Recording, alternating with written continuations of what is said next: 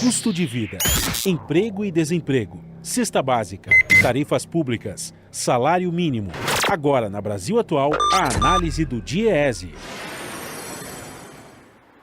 E nós vamos fazer contato agora com o diretor técnico do DIEESE, Fausto Augusto Júnior. Bom dia, Fausto. Bom dia, Glauco. Bom dia a todos. Fausto, uma pesquisa realizada pela Ipsos a pedido do Fórum Econômico Mundial mostrou que 6 em cada 10 trabalhadores brasileiros temem perder o emprego nos próximos 12 meses. Entre os 10 países com maior proporção de trabalhadores com esse temor, o Brasil ficou na 9ª posição, mas considerando o nível de preocupação, o Brasil apresentou a 3ª maior proporção de trabalhadores que se disseram muito preocupados com a ameaça de demissão total de 32%. Como que você vê esses dados, Fausto? Bem, Glauco, esses dados são interessantes para a gente compreender um pouquinho como que a percepção do risco de perder o emprego está fortemente vinculada à formalização, à estruturação do mercado de trabalho.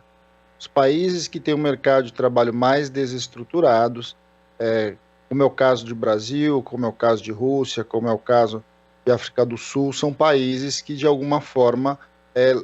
carregam, levam para os seus trabalhadores um receio muito grande da perda do seu posto de trabalho, da perda do seu emprego, em meio a uma situação, no caso agora é muito claro, para a gente olhar,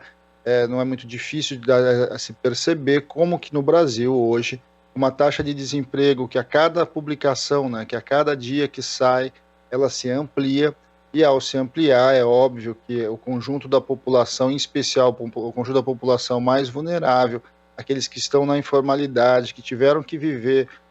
a perda da renda muito acelerada aí por conta do fechamento, do isolamento social, olha para a conjuntura, olha para um momento econômico bastante difícil que o Brasil vive e sabe que tem muita dificuldade para conseguir o seu emprego, tem muita dificuldade de perder o seu emprego.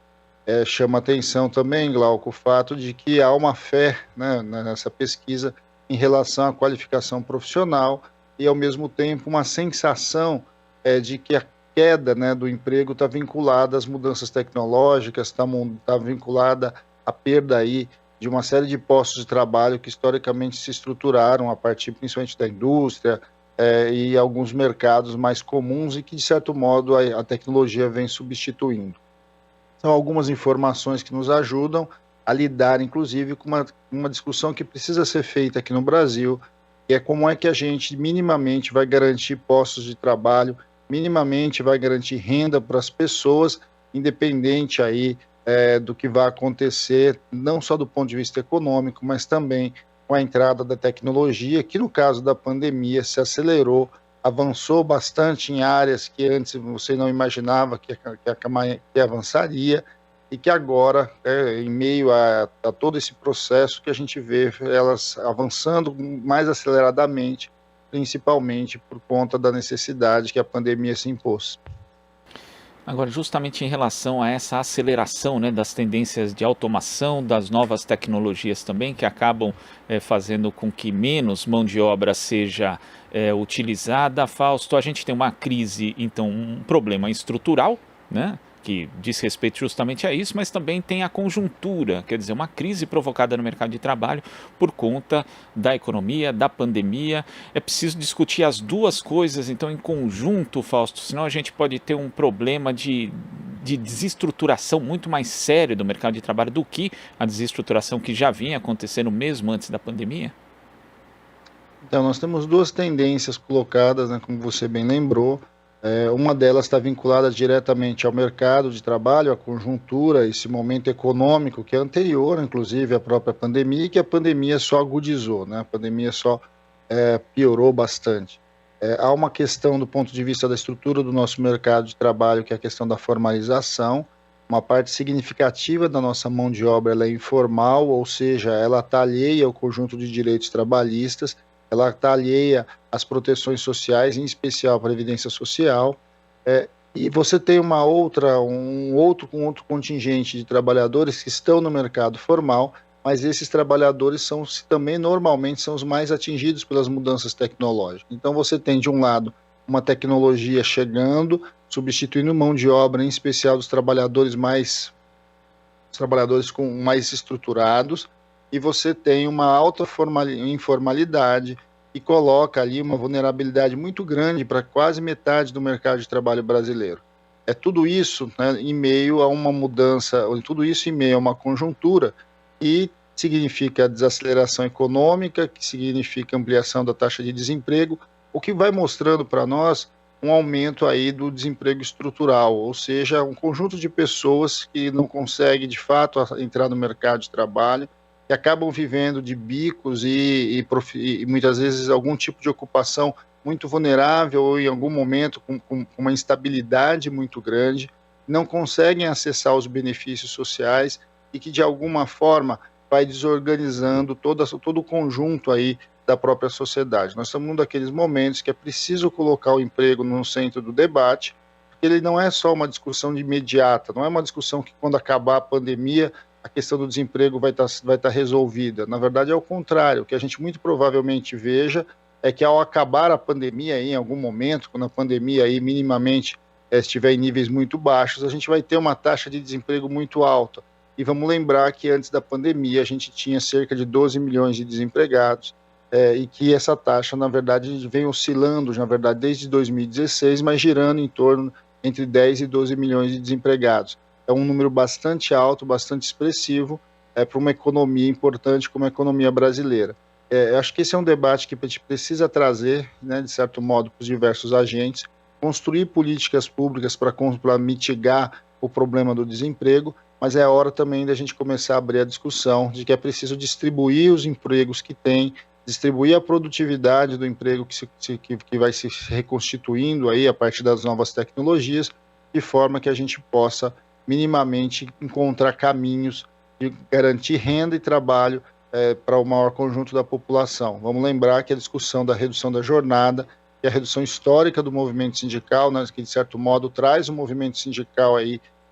uma bandeira desde o século XIX, ela precisa ser retomada, porque de fato o que a gente está vendo é que de um lado você vai ter a entrada mais pesada de tecnologia, tirando empregos dos formais, e por outro lado uma desestruturação de um mercado que na verdade historicamente já teve uma alta taxa de informalidade. Temos que fazer uma séria discussão, porque não é possível que a gente, em vez de reduzir jornada, tenha trabalhadores trabalhando cerca de 15 horas por dia, como é o caso dos trabalhadores de aplicativo.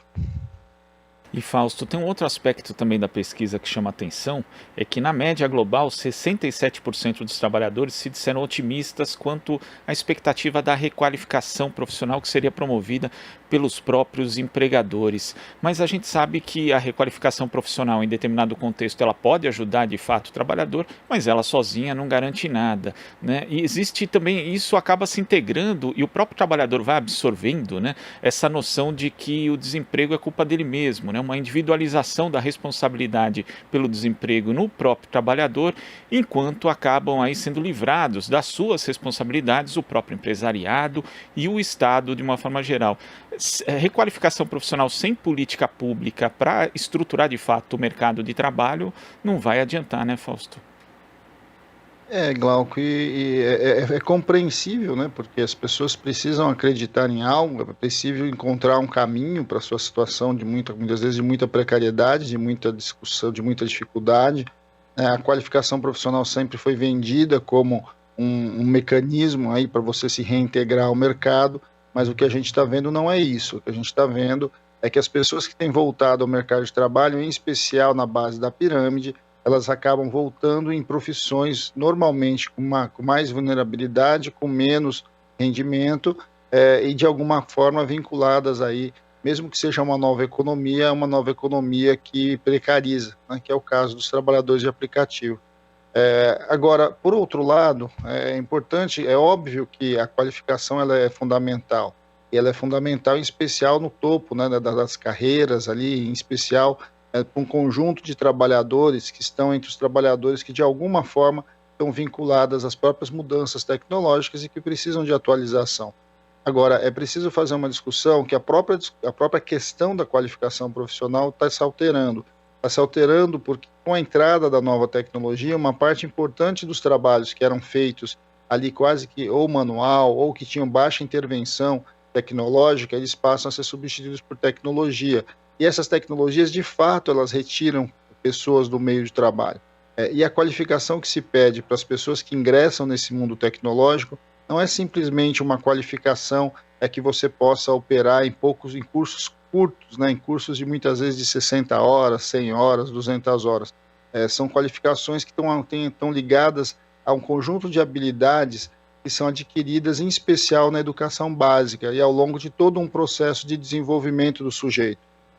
Eu acho que esse é um debate que a gente precisa também trazer. Você pensar, então, em políticas ativas e afirmativas para você lidar com a mudança do desemprego estrutural e com o desemprego tecnológico, principalmente, passa por um investimento maior na educação, um olhar mais cuidadoso sobre, inclusive, a metodologia, os conteúdos, a forma como a gente organiza a educação básica no país, porque cada vez mais você vai precisar não só de um trabalhador, mas de um cidadão que detenha um conjunto de habilidades, detenha uma formação integral que transcende muito o treinamento para o trabalho.